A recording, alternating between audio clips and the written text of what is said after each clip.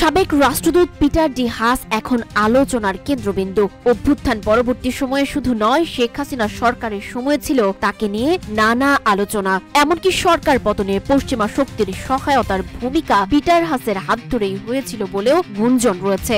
সাবেক এই রাষ্ট্রদূত দায়িত্ব ছাড়ার পরও বাংলাদেশ সরকারের সাথে যোগাযোগ, এমনকি দেশের সফর জন্ম দিয়েছে নতুন কৌতূহল। এবার এই কৌতূহল যেন আরো কয়েক ধাপ বাড়িয়ে দিয়েছে আজকের পররাষ্ট্র সচিবের সাথে ঘণ্টাব্যাপী বৈঠক ঘিরে।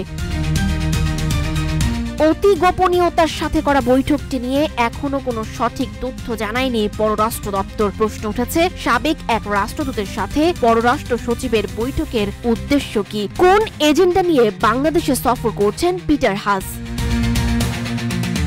ঢাকায় সফররত যুক্তরাষ্ট্রের সাবেক রাষ্ট্রদূত পিটার ডি হাসের সঙ্গে প্রায় 1 ঘণ্টা বৈঠক করেছেন পররাষ্ট্র সচিব আসাদ আলম সিয়াম। বৃহস্পতিবার সকাল 8টা 48 থেকে 9:30 পর্যন্ত এ বৈঠক চলে। সচিবের কার্যালয়েই এই বৈঠক অনুষ্ঠিত হয় বলে একাধিক নির্ভরযোগ্য সূত্র জানিয়েছে।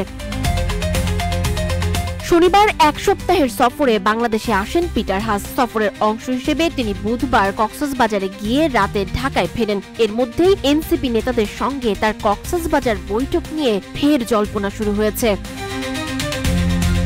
এর আগে 5 আগস্ট জাতীয় নাগরিক পার্টির 5 শীর্ষ নেতা কক্সবাজারের হোটেল সি পার্লে পিটার হাসের সঙ্গে গোপন বৈঠক করেছেন এমন খবর ছড়িয়ে পড়ে। এ খবরে দেশ জুড়ে তোলপাড় শুরু হয়। তবে পরে জানা যায় ওই দিন পিটার হাস আসলে যুক্তরাষ্ট্রে অবস্থান করছিলেন।